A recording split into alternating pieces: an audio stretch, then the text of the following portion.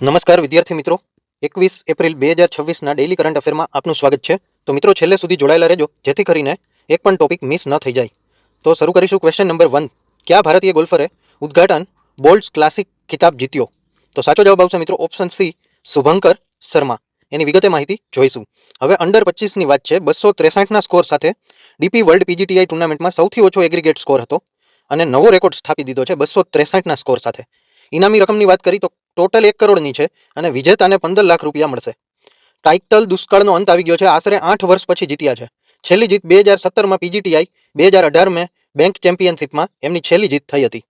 હવે આયોજન આ કઈ જગ્યાએ થયું હતું? તો Boulder Hills Golf and Country Club Hyderabad ખાતે થયું હતું. અને રનરઅપની વાત કરીએ તો મોહમ્મદ અઝહર, રાશિદ ખાન અને અંગદ ચીમા ત્રણેય સંયુક્ત બીજા સ્થાને રહ્યા હતા. હવે મહિલાઓ માટે 33% અનામત ધરાવતું કયું બંધારણીય સુધારો વિધેયક લોકસભામાં પસાર નહીં થઈ શક્યું અને પડી ગયું? તો સાચો જવાબ આવશે મિત્રો ઓપ્શન સી, 131મો સુધારો વિધેયક 2026. વિગતે ચર્ચા કરીશું. હવે મહિલાઓને 33% અનામત નારી શક્તિ વંદન અધિનિયમનું ઝડપી અમલીકરણ કરવા માટે આ બિલ લઈ આવ્યા હતા. લોકસભા અને રાજ્યસભામાં સીધો અમલ કરવાનો હતો અને મહિલાઓના નેતૃત્વને પ્રોત્સાહન માટે.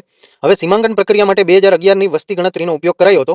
અધિનિયમના ઝડપી અમલ માટે છૂટ અને સમયસર અમલીકરણ સુનિશ્ચિત કરવા માટે આ બિલ લઈ આવવામાં આવ્યું હતું. લોકસભા બેઠકોની સંખ્યામાં વધારો 543થી 850 કરવાનો પણ પ્રસ્તાવ હતો, જેથી કરીને વધતી જતી વસ્તીને સંતુલિત પ્રતિનિધિત્વ પણ મળી રહે.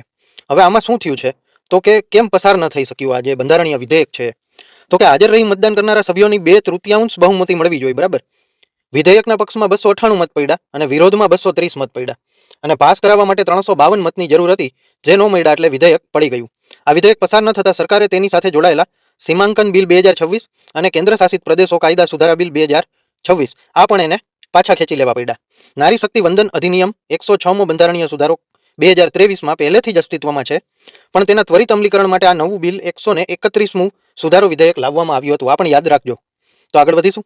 Question number 3. પીએફબીઆર ટેકનોલોજીનો ક્ષમતામાં ભારત કયા દેશ પછી બીજા ક્રમે આવ્યું છે? સાચો જવાબ આવશે મિત્રો ઓપ્શન બી, રશિયા. તો એની વિગતે માહિતી જોઈશું. હવે ભારત વિશ્વનો બીજો એવો દેશ બની ગયો છે કે જેને વ્યાપારી ધોરણે પીએફબીઆર ટેકનોલોજી વિકસાવી હોય. પીએફબીઆર એટલે શું? તો કે prototype fast breeder reader reactor, બરાબર. હવે સ્થળની વાત કરીએ આપણે. ભારતમાં મદ્રાસ એટોમિક પાવર સ્ટેશન છે, કલ્પકમ, તમિલનાડુ ખાતે. હવે એની ક્ષમતાની વાત કરીએ તો 500 મેગાવોટની ક્ષમતા છે. કોણે વિકસાવ્યું? તો કે ભાવિની ભારતીય નાભિકીય વિદ્યુત નિગમ લિમિટેડે વિકસાવ્યું છે અને વિશ્વમાં બીજું સ્થાન બનાવી દીધું છે. રશિયા પછી ભારત આ ટેકનોલોજી ધરાવતો બીજો દેશ છે. આમાં ત્રિસ્તરીય પરમાણુ કાર્યક્રમ છે, જેમાં આપણે ઓલરેડી બીજા તબક્કાની શરૂઆત કરી દીધી છે. અદ્યતન બળતણનો યુઝ કરવામાં આવે છે. મોક્સ ફ્યુલ એટલે કે મિક્સ્ડ ઓક્સાઇડ, પ્લુટોનિયમ 239 અને યુરેનિયમ 238માં બળતણનો ઉપયોગ મિશ્રણમાં કરવામાં આવે છે અને કુલન્ટમાં પાણીની જગ્યાએ પ્રવાહી સોડિયમ, લિક્વિડ સોડિયમનો ઉપયોગ કરવામાં આવે છે. અને બ્રીડરની વિશેષતા એટલી છે કે જેટલા ઈંધણનો એ યુઝ કરે છે ને એના કરતાં ડબલ ઈંધણ એ પોતે બનાવે છે. તો આગળ વધીશું. Question number 5. ઉપરાષ્ટ્રપતિ સીપી રાધાકૃષ્ણને કયા પાડોશી દેશની મુલાકાત લીધી? તો સાચો જવાબ આવશે મિત્રો ઓપ્શન સી, શ્રીલંકા. તો આપણે એની વિગતે માહિતી જોઈ લેશું. હવે કોઈ ભારતીય ઉપરાષ્ટ્રપતિ શ્રીલંકાની મુલાકાત લેવા ગયા હોય એવો પ્રથમ દ્વિપક્ષીય સત્તાવાર મુલાકાત લીધી છે, બરાબર. મુખ્ય બેઠકોની વાત કરીએ તો રાષ્ટ્રપતિ અનુરા કુમાર દિસાનાયકે અને પ્રધાનમંત્રી ડોક્ટર હરિણી અમર સૂર્યા સાથે મુલાકાત કરશે. ઓસીઆઈ સ્કીમનો વિસ્તાર એટલે ભારતીય મૂળના જે તમિલ લોકો છે એના માટે ઓસીઆઈ સુવિધા 6ઠ્ઠી પેઢી સુધી લંબાવવાનો પ્રસ્તાવ મૂકવામાં આવ્યો છે. International big cat alliance Sri Lanka છે હવે આઈબીસીએમાં પણ જોડાવા માટે સંમત થઈ ગયું છે. સાંસ્કૃતિક અને વિકાસ, સીતા અમ્માન મંદિરની મુલાકાત અને ભારતની સહાયથી બનેલા મકાનોનું વર્ચ્યુઅલ લોકાર્પણ પણ કરવામાં આવ્યું હતું. તો આ ખાસ યાદ રાખજો.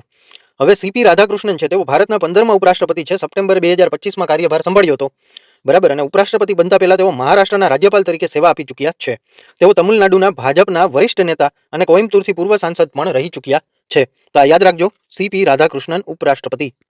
Next question 6. કઈ સંખ્યાએ વિક્રમ સોઢી સેન્ટર ઓફ એક્સેલન્સની સ્થાપના કરી છે?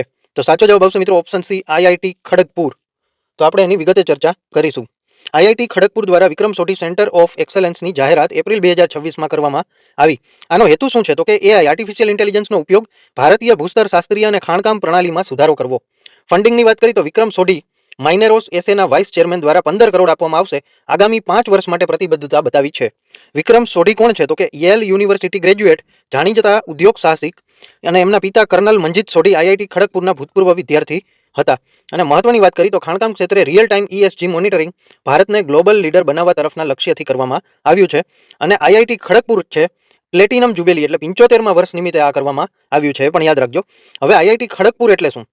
તો ભારતની પ્રથમ આઈઆઈટી છે અને 1991માં એમની સ્થાપના કરવામાં આવી હતી. તેને મધર ઓફ આઈઆઈટીઝ તરીકે પણ ઓળખવામાં આવે છે. તેનું સૂત્ર છે યોગઃ કર્મસુ કૌશલમ. તો નેક્સ્ટ ક્વેશ્ચન લઈશું. Question number 7. કયા દેશોએ સ્ટ્રેટ ઓફ હોર્મુઝ મેરીટાઈમ ઇનિશિયેટિવ શરૂ કર્યું છે? તો સાચો જવાબ આવશે મિત્રો ઓપ્શન બી, યુકે અને ફ્રાન્સ. તો એની વિગતે માહિતીની ચર્ચા કરીશું. હવે પર્શિયન ગલ્ફમાં વેપારી જહાજોની મુક્ત અવરજવર સુનિશ્ચિત કરવી અને દરિયાઈ પડકારોના સામના કરવાના હેતુથી તેમણે આ નીતિ શરૂ કરી છે. બંને દેશોની નૌકાદળની હાજરી વધારવી અને માહિતીની આપલે કરવાનો એક સહકારી કાર્યક્રમ યુકે અને ફ્રાન્સ વચ્ચે કરવામાં આવ્યો છે. ઓમાન અને ઈરાન વચ્ચેનો સાંકડો જળમાર્ગ જે પર્શિયન ગલ્ફને અરબી સમુદ્ર સાથે જોડે છે એનું ભૌગોલિક ખૂબ જ મહત્વ છે, કેમ કે વિશ્વની કુલ તેલના વેપારનો 20 થી 30% હિસ્સો અહીંથી પસાર થાય છે અને વિશ્વનો મહત્વપૂર્ણ ઓઇલ ચોક પોઈન્ટ પણ ગણાય છે. હવે સ્થાનની વાત કરીએ તો ઈરાન અને ઓમાન વચ્ચે સાંકડો જળમાર્ગ છે, એને સ્ટેટ ઓફ હોર્મુઝ કહેવાય છે. અને સામુદ્ર ધુનીની વ્યાખ્યા કોને કહેવાય? તો કે બે બાજુ ઓપન સી હોય, વચ્ચે સાંકડો રસ્તો હોય, એને સામુદ્ર ધુની કહેવામાં આવે છે. અને ભારતના સંદર્ભની વાત કરીએ તો ભારત આ ક્ષેત્રમાં પોતાના જહાજોની સુરક્ષા માટે ઓપરેશન સંકલ્પ ચલાવે છે, તો એ પણ યાદ રાખજો. ISO 5000-2018 મેળવનાર પ્રથમ ભારતીય વોટર યુટિલિટી કઈ બની છે? તો સાચો જવાબ આવશે મિત્રો option B, Bangalore Water Supply and Sewerage Board. તો આપણે એની વિગતે ચર્ચા કરીશું.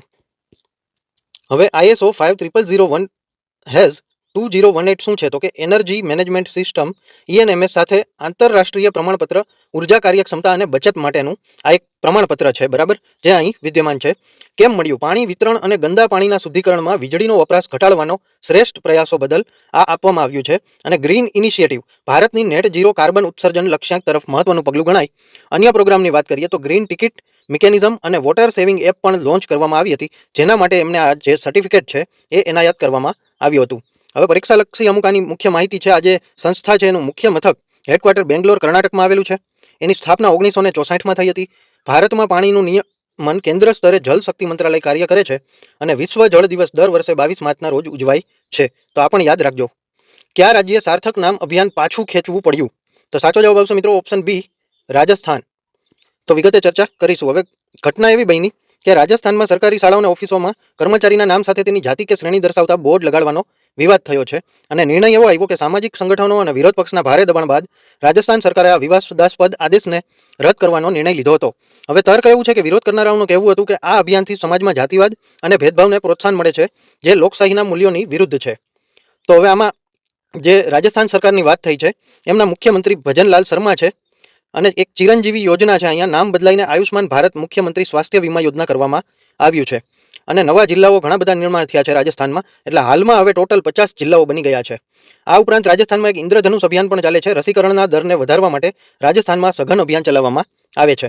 સૌર ઉર્જાની વાત કરીએ તો ભારતની સૌથી વધુ સૌર ઉર્જા ઉત્પાદન ક્ષમતા ધરાવતું રાજ્ય અને ભાડલા સોલાર પાર્ક પણ અહીં જ આવેલો છે. તો એ પણ યાદ રાખજો રાજસ્થાન વિશે. હવે તાજેતરમાં એશિયાના સૌથી ધનિક વ્યક્તિ કોણ બન્યા? તો સાચો જવાબ આવશે મિત્રો ઓપ્શન બી, ગૌતમ અદાણી. તો આપણે એની વિગતે ચર્ચા કરીશું. હવે તાજેતરના અહેવાલ મુજબ એટલે કે બ્લૂમબર્ગ બિલિયોનર્સ ઇન્ડેક્સ મુજબ મુકેશ અંબાણીને પાછળ છોડીને ફરી એકવાર એશિયાના સૌથી ધનિક વ્યક્તિ બની ગયા છે ગૌતમ અદાણી.